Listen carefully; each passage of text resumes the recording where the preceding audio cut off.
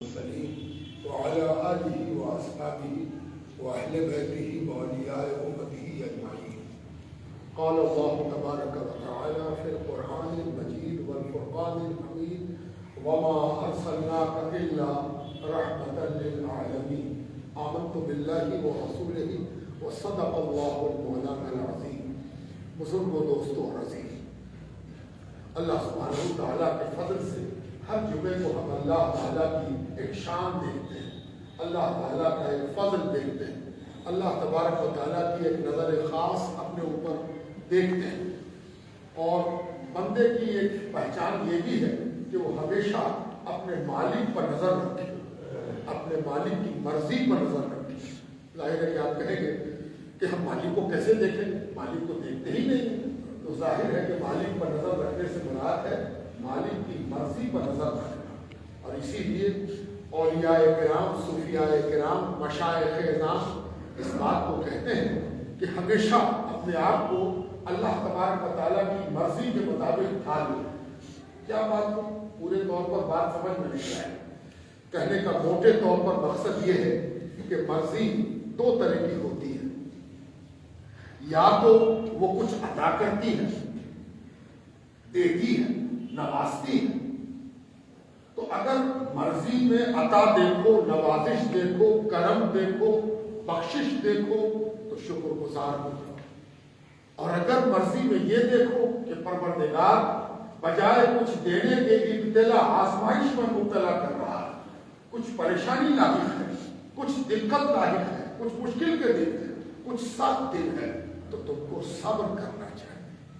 یعنی مولا کی مرضی دیکھنے سے مراد یہ ہے کہ تم دو حالت سے مولا کو خالی نہیں پاؤ گے، یا تو وہ ابتلا میں مبتلا کر رہا ہوگا یا پھر وہ عطا میں مبتلا کر رہا ہوگا، یعنی دے رہا ہوگا یا لے رہا ہوگا، کچھ تم سے طلب کر رہا ہوگا یا تم کو طلب کے مطابق دے رہا ہوگا یا طلب سے زیادہ دے رہا ہوگا۔ تو تمہارا انداز یہ ہونا چاہیے کہ جب دیکھو کہ عطا ہو رہی ہے تو شکر گزار ہو جاؤ، اور جب دیکھو کہ ابتلا ہو رہی ہے تو صابر بن جاؤ، صبر کرو۔ یہ دو بندگی کے لکھن ہیں، بندگی کے موٹے طور پر یہی دو آداب ہیں، شکر گزار ہونا اور صبر میں لگے رہنا۔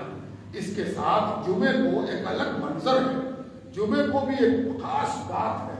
ایک تو یہ کہ ہفتے بھر پر نظر آویلی ہے کہ جو ہفتہ گزرا ہے اس کا کیا معاملہ رہا، پھر آج کا دن عطا کا دن ہے، نوازش کا دن ہے۔ ایک فقیہ نے، ایک بڑے فقیہ نے یہ بات لکھی ہے اور اس پر پورا ایک اسکول آف تھاؤٹ ہے کہ جمعے کے روز زوال نہیں ہوتا ہے۔ عام طور پر جو زوال کا وقت ہوتا ہے، آپ جانتے ہیں کہ نصف النہار کے وقت میں زوال کا وقت آ جاتا ہے، سالوں بھر گزرا سا آگے پیچھے ہوتا رہتا ہے۔ زوال کا وقت جب ختم ہوتا ہے تو ظہر کی اذان ہوتی ہے۔ ظہر کی جو پہلی اذان اول وقت میں دی جاتی ہے وہ زوال کے وقت کے خاتمے کا اعلان ہے۔ تو یہ زوال کا وقت کہتے ہیں کہ جمعے کو ہوتا ہی نہیں ہے۔ جمعے کو جب چاہے نفل پڑھے، جب چاہے سنت پڑھے، جب چاہے ذکر الہی میں لگا رہے۔ اس سے یہ پتہ چلا کہ جمعہ سراسر عطا کا دن ہے، جمعہ نوازش کا دن ہے، جمعہ فضل کا دن ہے۔ اور اسی لیے آج کے دن جو یہ حکم دیا گیا کہ ذرا بناؤ سنگار کر لو، ذرا اپنی زینت کرو، اپنے کو سجاؤ اور جمعے کی طرف آؤ، وہ اسی لیے تاکہ تم عطا کے لیے تیار ہو جائے۔ عطا میں آدمی جب معلوم ہو جائے کہ آج بخشش ہے، آج ملنے والا دن ہے، آج عطا کا دن ہے، تو جیسے لینے والے کو جو انداز ہونا چاہیے، مہربانی لینے والا دامن پسارے ہوئے، ہاتھ پسارے ہوئے، چہرے پر خوشی کے آثار ہو، فرحت کے آثار ہو، دل امید سے دھڑک رہا ہو، اس طرح سے جمعے کے روز حاضر آؤ تاکہ تمہارے ظاہری ناک نقشے کے نتیجے میں ظاہر اور باطن دونوں کی عطا ہو۔ تو یہ جمعے کا دن، اور اس جمعے کے دن ہم اپنے نبی کو بھی ایک خاص انداز سے دیکھنے کا معاملہ کرتے ہیں کہ ہم جب جمعہ پڑھتے ہیں، جمعے میں آتے ہیں، وضو کرتے ہیں، غسل کرتے ہیں، کپڑا پہنتے ہیں، خوشبو لگاتے ہیں، ہر قدم پر نبی آتا ہے۔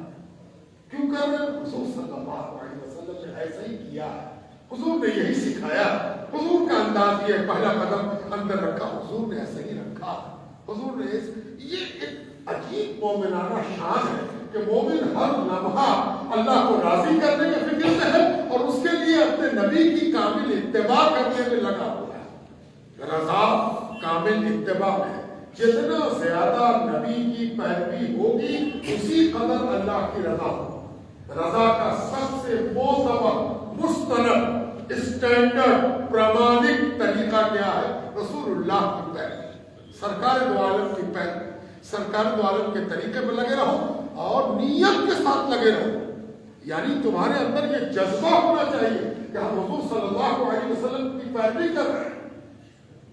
دونوں میں فرق سمجھیں، ایک آدمی اچھے کام کرتا ہے لیکن اس کے دل میں یہ نیت نہیں کہ وہ نبی کی پیروی کر رہا ہے، تو اس کی پیروی میں زندگی نہیں ہے۔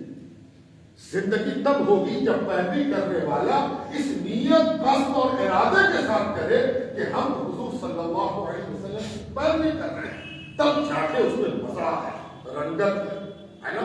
تب جمعے کا دن اللہ سے قریب ہونے، نبی سے قریب، جو نبی سے قریب ہوا وہ اللہ سے قریب، اور حضور صلی اللہ علیہ وسلم رحمت بنا کے بھیجے گئے، تو رحمت بنا کے جب بھیجے گئے تو وہ زندگی کے ہر معاملے میں اپنی رحمت کی چھٹا بکھیرتے ہیں۔ تمہاری یہ ڈیوٹی ہے، تمہارا یہ فرض ہے، تمہارے لیے یہ لازم ہے، بلکہ تمہارے لیے یہ ضروری ہے کہ وہ حضور صلی اللہ علیہ وسلم کی رحمت کو اس حوالے سے دیکھو کہ ہم جہاں کھڑے ہیں یہاں رحمت رسول اکرم کا کیا انداز ہے۔ ہم لوگ کئی جمعے سے لگاتار اپنے معاشرے کی سب سے چھوٹی اکائی، بال بچے، اولاد، بیٹا بیٹی کے حوالے سے حضور کی رحمت کا اندازہ کر رہے ہیں، حضور کی رحمت کا مطالعہ کر رہے ہیں، حضور کی رحمت کا جائزہ لے رہے ہیں اور خود کو تربیت دے رہے ہیں کہ بال بچوں کو کیسے ہم پالے پوسیں گے، میری کیا کیا اسلامی ذمہ داری ہے، میری کیا کیا دینی ذمہ داری ہے، اور یہ ہر انسان کے لیے نہایت لازم اور ضروری ہے۔ ہم لوگوں نے کئی چیزیں دیکھی کہ کیا کیا فرائض ہیں ہم پر، کیا کیا واجبات ہیں، کیا کیا مستحب ہے، پسندیدہ ہے، اور یہ سب دیکھتے ہوئے ہم آگے بڑھ رہے ہیں۔ تو اسلام ایک ایسا دین ہے جس میں کسی گوشے میں ہم لوگوں کو بے بہرا، لا تعلق، بے مطلب، فری، کچھ نہ بتائے ہوئے، بغیر بتائے چھوڑ دیا ہو، ایسا دین اسلام نہیں ہے۔ آپ کو جب ضرورت پڑے کسی چیز کی تو آپ یقین جانیے کہ آپ ایک ایسے دین میں داخل ہوئے ہیں کہ آپ کی ضرورت سے پہلے ضرورت کا علاج موجود ہے۔ ضرورت تو بعد میں پیدا ہو، ضرورت کا علاج حضور صلی اللہ علیہ وسلم سکھا گئے۔ مثلا اب گھر میں بال بچہ ہے، پیشاب گودی لیا، پیشاب ہو گیا، بیٹا نے پیشاب کر دیا، بیٹی نے پیشاب کر دیا، شیر خار ہے، ابھی دودھ پیتا ہے، دودھ پیتا بچہ، تو ایک سوال اٹھے گا کہ کیا یہاں پر بھی اسلام ہے؟ کیا یہاں پر بھی قرآن و سنت ہے؟ جی ہاں، حدیث میں آتا ہے کہ حضور صلی اللہ علیہ وآلہ وسلم کی خدمت اقدس میں ایک صحابی اپنے بچے کو لے کے آئے، چھوٹا سا بچہ، شیر خار، ممکن ہے کہ برکت کی خاطر آیا ہو، سرکار دو عالم کی ایک نظر پڑ جائے، سرکار دو عالم اس کو دیکھ کر دعا کر دیں، دم کر دیں، سرکار دم بھی کرتے تھے۔ حضرت امام حسن امام حسین کو سرکار دو عالم جو دعا پڑھ کے بھونکتے تھے وہ بھی حدیث کے اندر موجود ہے، اعوذ بکلمات اللہ التامات من شر کل شیطان وہامۃ ومن کل عین لامہ۔ یہ حضور پاک علیہ السلام کی وہ دعا ہے جو حسنین کریمین کو سرکار دو عالم پھونکا کرتے تھے، پڑھا کرتے تھے، ان کے لیے دم کیا کرتے تھے۔ اس کو بھی یاد کرنا چاہیے، ماں باپ کو یاد کرنا چاہیے، اولاد کے سلسلے میں یہی دعا پڑھی جائے کہ حضور پاک علیہ السلام نے پڑھ کے دم کیا، اعوذ بکلمات اللہ التامات۔ اے اللہ پاک، ہم اس کلمے کے ذریعے جو مکمل ہے، تیرا کلمہ، تیرا ذکر، تیرا نام نامی، تیرا اسم گرامی، پروردگارا جو مکمل ہے، کافی ہے، وافی ہے، اس کلمے کے ذریعے تیری پناہ لیتے ہیں پروردگار، تیرے شیلٹر میں آتے ہیں، تیرے شرن میں آتے ہیں۔ من شر کل شیطان، کس چیز سے تیری پناہ لیتے ہیں؟ تیری شرن میں کیوں آتے ہیں؟ شیطان کے تمام شر سے، شیطان کی تمام شیطنت سے، شیطان کی تمام مکاریوں اور دغا بازیوں سے پروردگارا ہم تیری شرن لیتے ہیں، تیرے طرف آتے ہیں۔ وَمِن كُلِّ عَيْنٍ لَامَّةٍ، اور ایسی آنکھوں سے بھی تیری شرن لیتے ہیں جو آنکھیں نظر لگاتی ہیں، جو کسی چیز کو غور سے دیکھ لے تو ان کے اندر ایک ایسی بد نگاہی ہوتی ہے، بد نظری ہوتی ہے کہ وہ اچھی چیز کو دیکھ کر بجائے شکر خدا ادا کرنے کے حسد میں مبتلا ہوتی ہے۔ نگاہ حسد سے دیکھا، ہائے اتنا خوبصورت، ہائے ایسا بچہ کہ جو ہائے لگا، اس ہائے سے اچھی بات نہیں۔ وہ دیکھنے والے کو کیا کرنا چاہیے؟ سبحان اللہ، ماشاء اللہ، اللہ نے تم کو مہربانی کی ہے، تم کو اچھی اولاد دی ہے، کیا خوبصورت ٹکڑا اللہ نے دیا ہے، سبحان اللہ، بجائے لیکن ہائے اتنا خوبصورت ہے۔ حدیث میں آتا ہے العین حق، آنکھ کا اثر، آنکھ کا پربھاؤ حق ہے، سچ ہے، لگتا ہے، نظر لگتی ہے، نظر کا معاملہ ہوتا ہے نا۔ اسی لیے آپ یقین مانیے کہ آپ اگر سمجھنے میں دقت ہو کہ بد نظری بھی کوئی چیز ہے تو یاد رکھیے کہ نیک نظری بھی کوئی چیز ہے۔ اچھے لوگوں کی نظر پڑنا، اچھی صحبت میں جانا، اچھی نظر پڑ جانا، اس کی برکت ہوتی ہے۔ اور برکت کو آپ جانتے ہیں تو جب آپ برکت کو جانتے ہیں کہ اچھی نظر کی برکت ہوتی ہے تو بری نظر کا عذاب بھی ہوتا ہے۔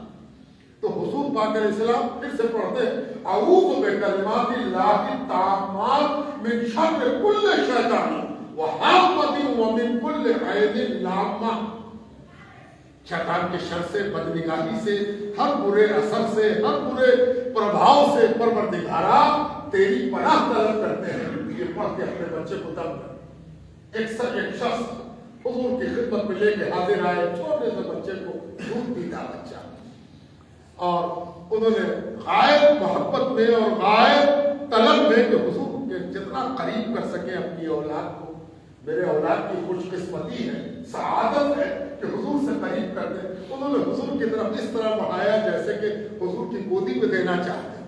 تو حضور صلی اللہ علیہ وسلم نے لے لیا، لے لیا۔ اچھا، اب ایک بات سمجھ میں آئی کہ اولاد کو، کسی کے بچے کو، صرف اولاد، اپنی اولاد کو نہیں، کسی اور کے بچے کو بھی محبت سے گودی میں لینا سنت بھی ہے نا۔ جو انسانیت ہے وہ سب سنت ہے۔ انسانیت جہاں تمام ہوتی ہے وہاں سے سنت شروع ہوتی ہے۔ انسانیت کی معراج ہے سنت۔ کوئی ایسی چیز آپ کو ملے گی ہی نہیں سنت میں جو انسانیت کے تقاضوں پر، انسانیت کے کسوٹی پر پوری نہ اترتی۔ حضور پاک علیہ السلام نے اس کو گودی میں لے لیا بچے کو، تھوڑی دیر سرکار دو عالم دیکھتے رہے، مشیت کچھ اور کہہ رہی تھی، قدرت کچھ اور کہہ رہی تھی۔ وہ لائے تھے برکت کے لیے، وہ لائے تھے رحمت کے لیے، وہ لائے تھے حضور پاک علیہ السلام کی نیک نگاہی کے چھاؤں میں اپنی اولاد کو رکھنے کے لیے، اور اس بچے نے پیشاب کر دیا، اس بچے کو پیشاب ہو گیا۔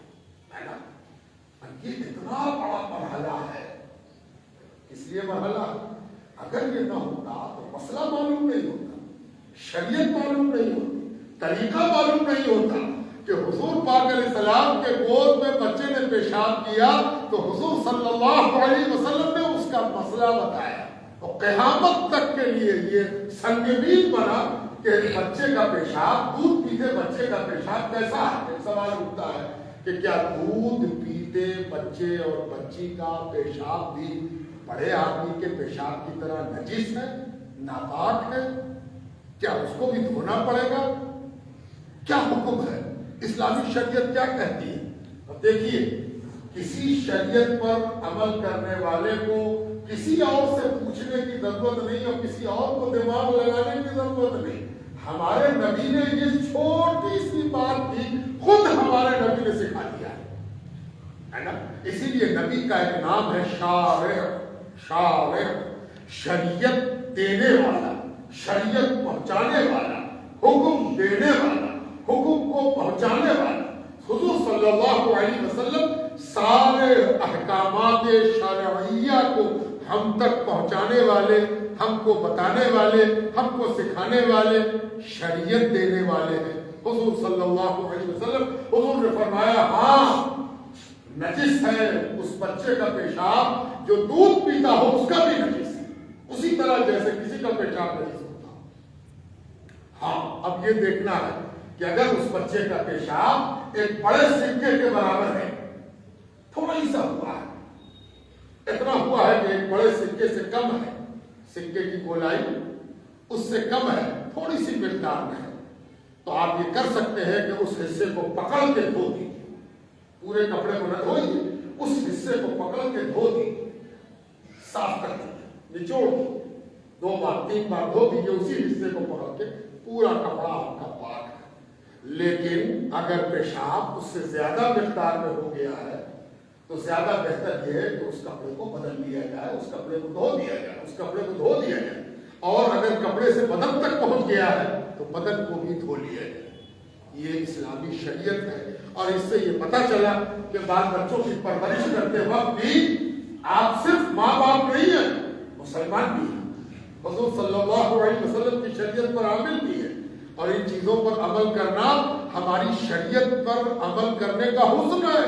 ہم کو معلوم ہونا چاہیے کہ بال بچوں کے ساتھ ہم کو کیا کرنا ہے۔ اسی لیے جو اپنے بال بچوں کی ٹھیک سے دیکھ بھال نہیں کرتے، ان کے پیشاب کا خیال نہیں رکھتے، ان لوگوں کے گھروں میں جائیے گا تو ایک قسم کی ناپاکی کا احساس ہوگا، بدبو کا احساس ہوگا، اور جو لوگ شریعت اسلامی کا خود کو پابند بناتے ہیں ان کے یہاں بال بچوں کی آمد خوشبو پیدا کرتی ہے، اس لیے وہ صفائی کا خیال کرتے ہیں، اور یہ بھی خیال ہے کہ خوشبو اور بدبو سے اوپر اٹھ کر بال بچوں کی صحیح صفائی ستھرائی ان کے صحت کا راز بھی ہے۔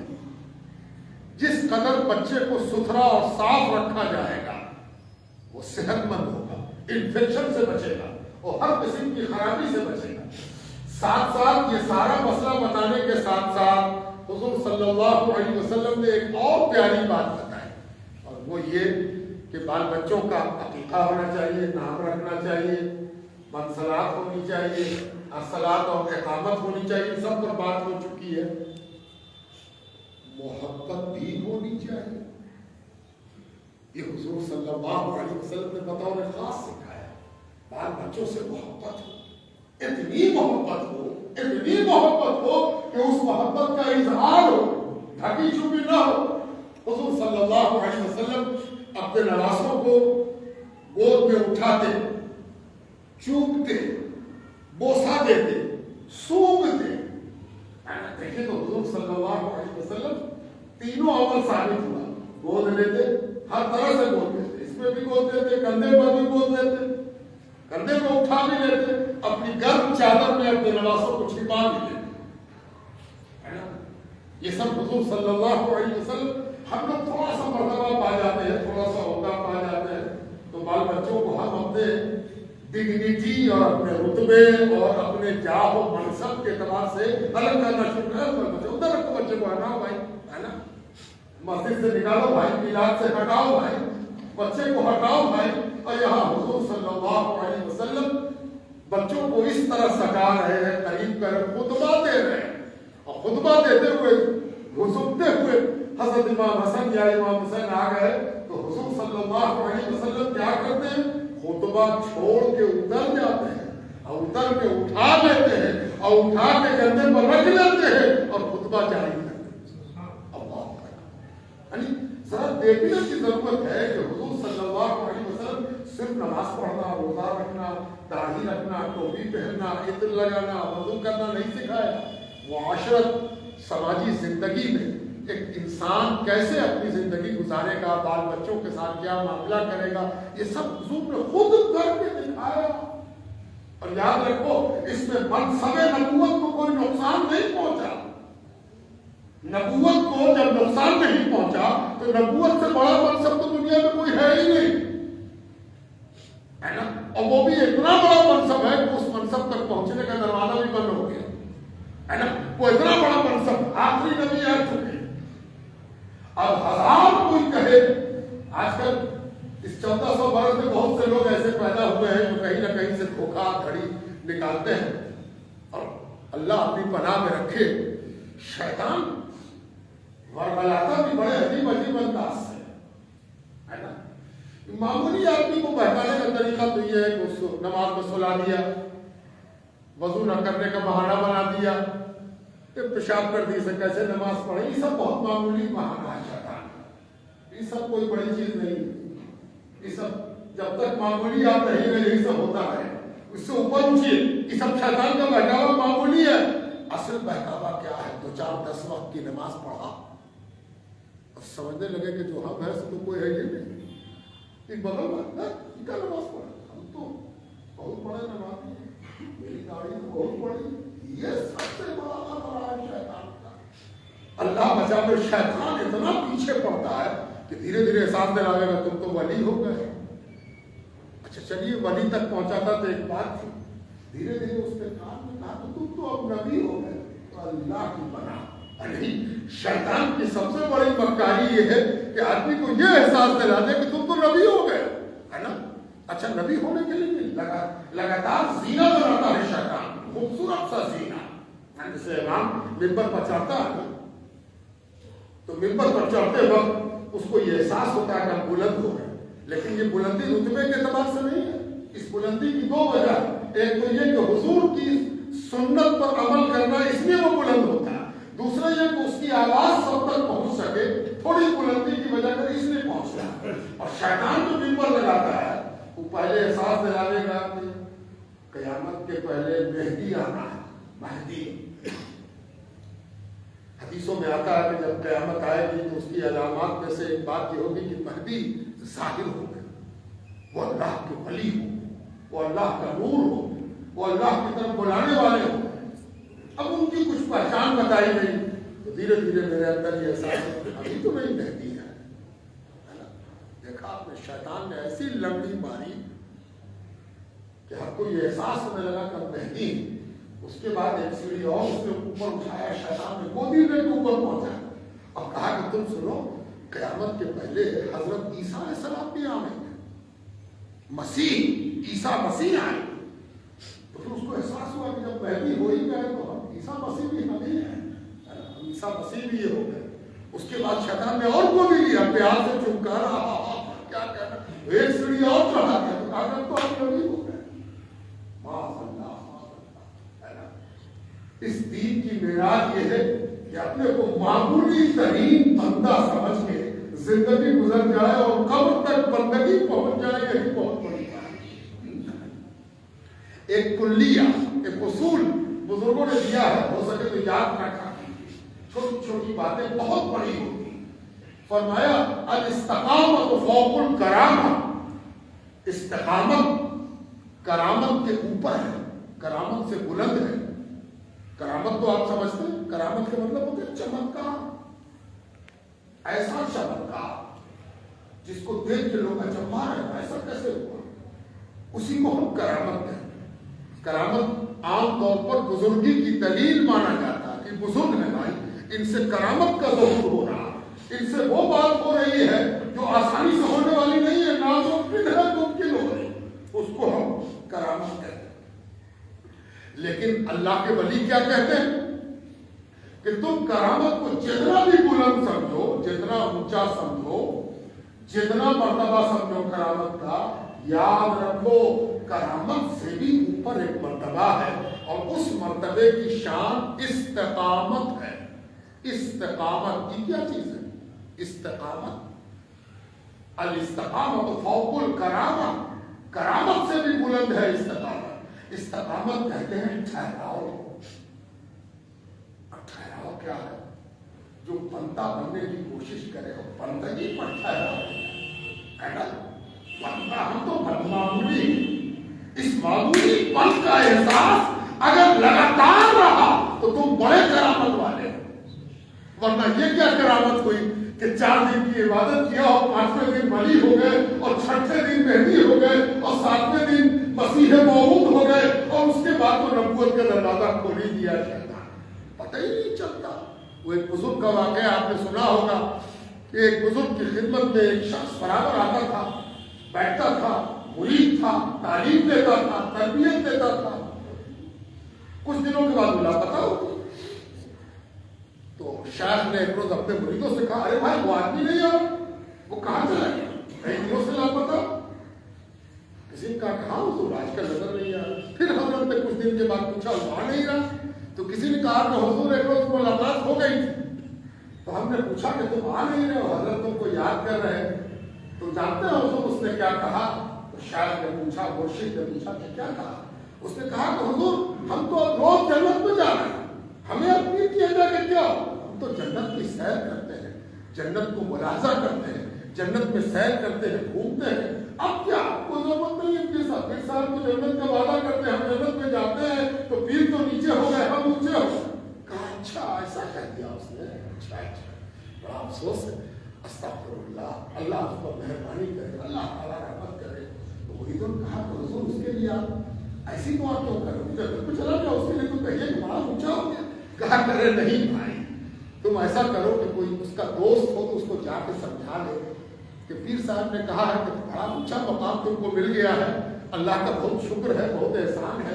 ایسا کرو جب تم جنت میں پہنچ جاؤ, روز جا ہی رہے ہو, تو پیر کی ایک بات مان لینا, تھوڑا سا حق میرا بھی ہے. وہ کہ تم جنت میں پہنچ گئے ہو تو تم یہی میں ہے, لیکن تم جب جنت میں پہنچ جاؤ لگے کہ ہاں جنت میں آ گئے, میوہ کھا رہے ہیں, ٹہل رہے ہیں, زمرد کا محل دیکھ رہے ہیں, چاندی سونے کے کٹورے میں پانی پیش کیا جا رہا, فرشتے چاکری کر رہے ہیں, اس وقت پیر کی محبت ذرا سا لانا اور لاہور پڑھے, لا حول ولا قوت الا باللہ.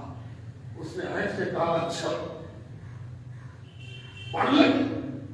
پیر کی توجہ بھی ہوئی, رات ہوئی اور پھر جنت کی سیر شروع ہوئی. جنت میں گئے, اب جنت میں گھوم رہے تھے. پیر صاحب نے اللہ سے کہا ہے اللہ کا معمولی بندہ ہے, بھٹک گیا ہے, شیطان نے بڑی نرمی ماری ہے, شیطان نے اس کو کہاں سے کہاں پہنچا دیا. پروردگارا رحم کر دے, میرا دامن پکڑا ہے, میرا بھی کچھ حق ہے, پروردگار معاف کر دے, اس کو قبول کر دے. اللہ تعالیٰ نے توجہ فرما دی. اس کو یاد آیا کہ لاہور پڑھنا ہے. اس نے پڑھنے میں کیا جاتا ہے, لاہور پڑھا, ایسا لگا جیسے کسی نے جھٹاپ سے پکڑ دیا, بے ہوش. صبح ہوئی تو بڑا ہلہ شہر میں, ارے بھائی فلانے آدمی کو دیکھا گیا کہ کوڑے دان میں پڑے ہوئے, جو چوراہے پر کوڑے دان ہوتا ہے میونسپلٹی کا, جس میں کوڑے کا ڈھیر ہوتا ہے, گاڑی آتی ہے اٹھا کے لے جاتی ہے, اسی کوڑے دان پر وہ آدمی جو جنت کی سیر کرتے تھے وہ تو بے ہوش پڑے ہوئے. پانی انہیں چھیٹا گیا, اٹھایا گیا, کہ یہاں کہاں. اٹھے تو بدبو کا احساس ہوا.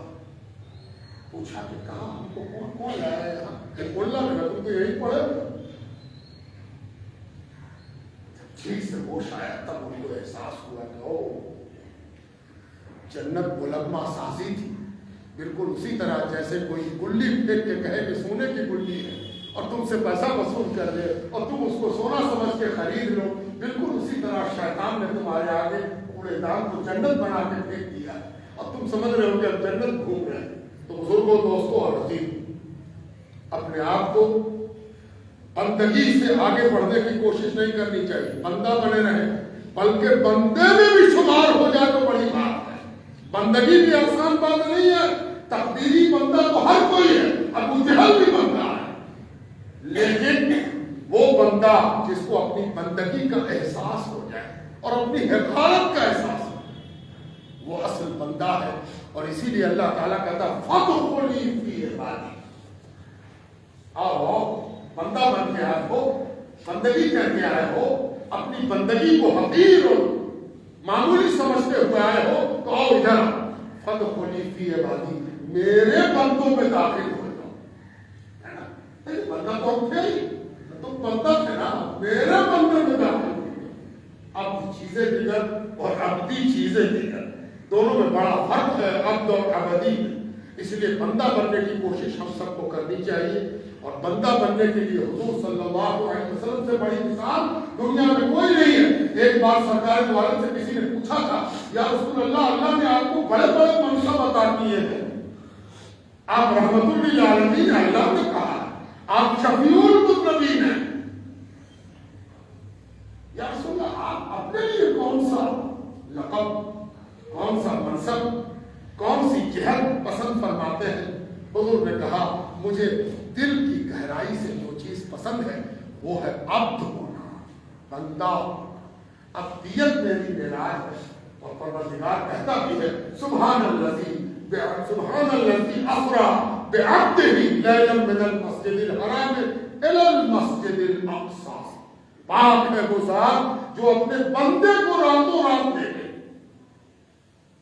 رسول کو لے گئی، نبی کو لے گئی، محبوب کو لے گئی، پسندیدہ کو لے گئی، سید الانبیاء کو لے گئی۔ پروردگار نے یہ سب نہیں کہا سبحان الذی اسری بعبدہ، اپنے بندے کو لے گئی۔ حضور کہتے ہیں میرے لیے ناز کرنے کی چیز ہے کہ اللہ تبارک تعالیٰ نے مجھ کو اپنا بندہ کہا، اس لیے ہم سب کو بندہ بننا چاہیے، اور بندہ بننے کے لیے ضروری ہے کہ ہم اپنے اندر حضور صلی اللہ علیہ وسلم کی سنت کو پورے طور پر اتاریں۔ کچھ اعلان ہے آپ کے لیے۔